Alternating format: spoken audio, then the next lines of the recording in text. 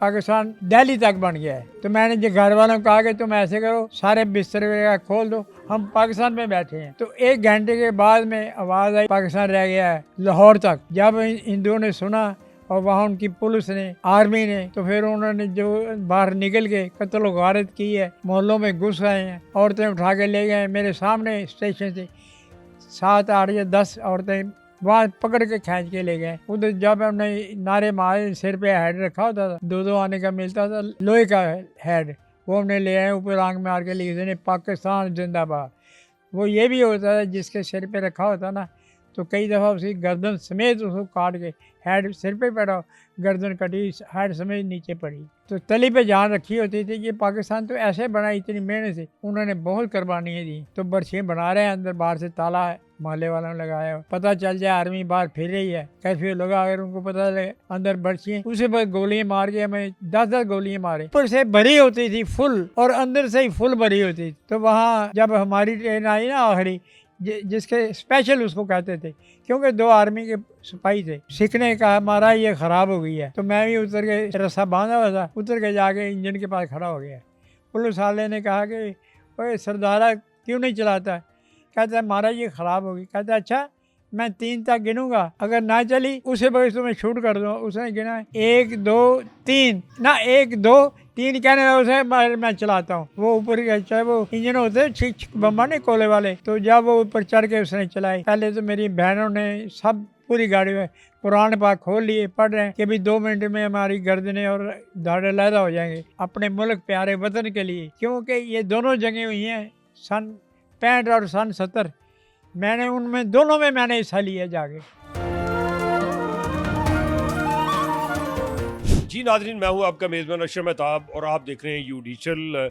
आज बात करनी है हमने पाकिस्तान की, और पाकिस्तान बना कैसे, इसके लिए कुर्बानियाँ कितनी दी गई और वो कौन लोग थे इतने अच्छे, और मैं समझता हूँ कि इस मुल्क के जो है काबिल कदर लोग जिन्होंने अपने प्यारे खोए, शहादतें हुई उनकी, और इस तरह से हमें पाकिस्तान मिल गया। आज की नस्ल को शायद ये इल्म नहीं है, वो टिक टाक पे रहते हैं, वो मोबाइल देखते हैं, लेकिन पाकिस्तान के बारे में, उसके बनने के बारे में और इन कुर्बानियों के बारे में शायद उनको ये इल्म नहीं है, और इल्म होना चाहिए। जो मर्जी करें ज़िंदगी में, लेकिन साथ साथ अब जो मुल्क है, मुल्क पाकिस्तान है, जो इतनी कुर्बानियों से बना है, इसके बारे में भी आपको नौ होनी चाहिए। और इस हवाले से हमारे पास चंद ही नगीने रह गए हैं जो तहरीक पाकिस्तान के सरगर्म कारकुन रहे, जिन्होंने अपने प्यारे खोए, अपने बहुत करीबी रिश्तेदार, उनकी शहादतें हुई, इसके अलावा बहुत से और उनको नुकसानात बर्दाश्त करने पड़े, वहाँ जगह और ज़मीनें छोड़ी, वहाँ पे सारा कारोबार छोड़ा, सिर्फ पाकिस्तान के लिए उन्होंने ये सारा कुछ किया। तो आज हमने आपकी मुलाकात करवानी है ऐसी एक शख्सियत है जिनका नाम है गाजी सूफ़ी अल्लाह साहब। जलंधरी हैं, ये जलंधर से तल्लक है इनका। इन्होंने अपने 4 भाई खोए, अपना ताया खोया, और उस जंग के और तहरीक के अंदर खोए, कायद आज़म के फरमान पे चले और वो पाकिस्तान बना के दे दिया।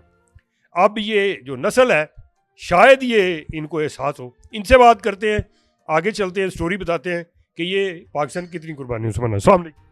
वालेकुम अस्सलाम। अच्छा जी सूफ़ी साहब, ये बताइएगा कि जैसे मैंने आपका तारफ़ भी करवा दिया, तो ये तहरीक कब शुरू हुई, कब आप शामिल हुए, कायदे आज़म से कब मुलाकात हुई, और किन किन लोगों की आपने अपने प्यारों की कुर्बानियाँ दी? हमने ये कुर्बानियाँ अपने भाइयों की कुर्बानियाँ दी हैं, और बहुत सारा ख़ानदान जिनकी कुर्बानियाँ दी, घर बार छोड़े हैं। और उधर पहले तो वो कांग्रेस में ही थे ना, तो फिर उधर हमने कैदियान साहब आए हैं जलंधर सन 43 में। उधर आन के इन्होंने बताया कि ये मुस्लिम जमात हमारी है। पहले तो हम भी कांग्रेस ही थे। ये तो अल्लाह ताला की मेहरबानी है और कैद आज़म साहब की मेहनत है। वो शहर शहर गए हैं, कहाँ कहाँ इन्हें रात दिन कैद हमने की है। हालांकि इतनी सी जान थी, मगर उन्हें ये था कि हम ये पाकिस्तान एक छोटा सा मुल्क बनाएं। तो अगर चलो आप हमें नहीं पूछते तो कम से कम अपने बच्चों को तो बताएं ना कि ये मुल्क कितनी कुर्बानियों से बना है। और क्या कब आप शामिल हुए, कांग्रेस में कब थे, फिर मुस्लिम लीग में कब आए, तहरीक कब शुरू हुई, कायदे आज़म से कैसे मुलाकात हुई?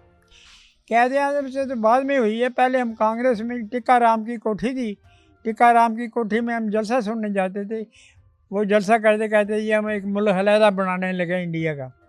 तो हमने कहा ठीक है, हम रोज़ जाया करें।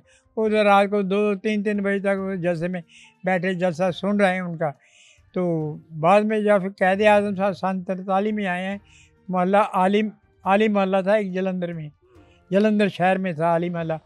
उधर जब आए उन्होंने बताया कि भाई ये हिंदू की जमात है, आप लोग तो मुस्लिम लीग में आए। तो जब उन्होंने ये कहा तो जैसे फिर कैद आज़म साहब कहते रहे उनकी क़यादत में, बल्कि उनके हम सिपाही हैं, उनकी क़यादत में हमने ये उधर फिर भाग दौड़ की है, ये कुर्बानियाँ दी हैं, तो मुस्लिम लीग हैं, परेडें की हैं। तो ये आज़ादी जो है ये तो हमने ली है परेडें कर कर के अंग्रेज़ों से। हिंदुओं ने तो कुछ नहीं किया, हिंदू तो बेचारे ऐसे धोती बांध के राम राम ही करते आ रहे थे, उनको क्या पता। हमें ये दुख है, एक तो इन्होंने ये आधा पाकिस्तान गवा दिया है, एक तो आधा पाकिस्तान गवा दिया है, दूसरा उधर से ये जो पाकिस्तान था ना ये दिल्ली तक था। मैं निगल पॉलिश का काम करता था, रेडियो मेरे पास कान के रखा होता था, इधर रखा था। तो मैंने रेडियो में सुना कि ये जो है पाकिस्तान इंडिया तक बन गया, दिल्ली तक बन गया है। तो मैंने जो घर वालों को कहा कि तुम ऐसे करो, सारे बिस्तर वगैरह खोल दो, हम पाकिस्तान में बैठे हैं। तो 1 घंटे के बाद में आवाज़ आई, उसमें उसके 47 था, रात के 11 बजे। बाद में 12 बजे बाद ये आ गई है कि पाकिस्तान रह गया है लाहौर तक। जब हिंदुओं ने सुना और वहाँ उनकी पुलिस ने, आर्मी ने, तो फिर उन्होंने जो बाहर निकल के कत्ल गारत की है, मोहल्लों में घुस गए हैं, औरतें उठा के ले गए। मेरे सामने स्टेशन से 7, 8 या 10 औरतें वहाँ पकड़ के खींच के ले गए, वो चीखें मार रही हैं। तो उसके बाप ने कहा इसको क्यों लेके जा रहे हो, तो उसने कृपाण मारी, उसका ही पेट फाड़ दी हमारे सामने की आंखों देखी। मैं बात बता रहा हूँ, ये मैंने ना किताबों में पढ़ी है ना किसी से सुनी है, मैं खुद उसमें इल्माल था। आप जब शरीक हुए तो आपके घर के करीबी लोग कौन थे जिन्होंने जंगें लड़ी और शहादतें दी?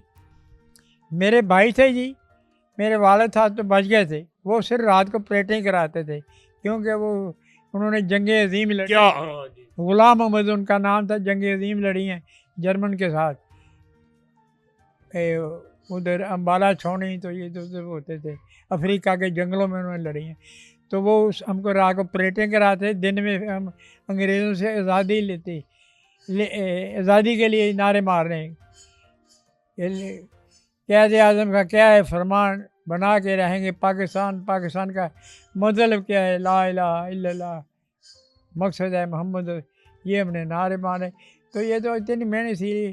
तो उधर जब हमने नारे मारे, सिर पे हेड रखा होता था, 2 आने का मिलता था, लोहे का हेड, वो हमने ले आए, ऊपर आंख मार के लिख देने पाकिस्तान जिंदाबाद।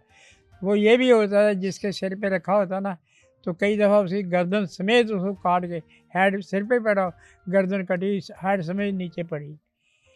तो तली पे जान रखी होती थी कि पाकिस्तान तो ऐसे बना, इतनी मेहनत से। ये लोग बताते नहीं अपने आने वाले। अच्छा, आपके भाई भी कोई शहीद हुए, कोई आपका रिश्तेदार? कितने भाई थे? मेरे 4 भाई उधर जो रात को मुकाबले के लिए जाते थे, सिखों से मुकाबला रास्ते में होता था, उधर करीबी मोहल्ला था उन सिखों का, इधर मुसलमान, बीच में से एक सड़क मिलती थी। तो रात को 1-2 बजे उन्होंने नारे मारते आना, तो इधर से फिर इन्होंने भी तैयार, फिर तो मुकाबला पूरा होता था ना। क्यों कि पहले तो इनके पास कुछ था नहीं। जब हमने बरसियाँ रात को बनाई हैं, उमरदीन पहलवान जो गुजरांवाले में थे, थाने वाले चौक में, छछर वाली में रहते थे, अब तो फौत हो गए, अल्लाह ताला उनको जन्नत नसीब करे। उन्होंने बहुत कुर्बानियाँ दी। तो बरसियाँ बना रहे हैं, अंदर बाहर से ताला मोहल्ले वालों ने लगाया।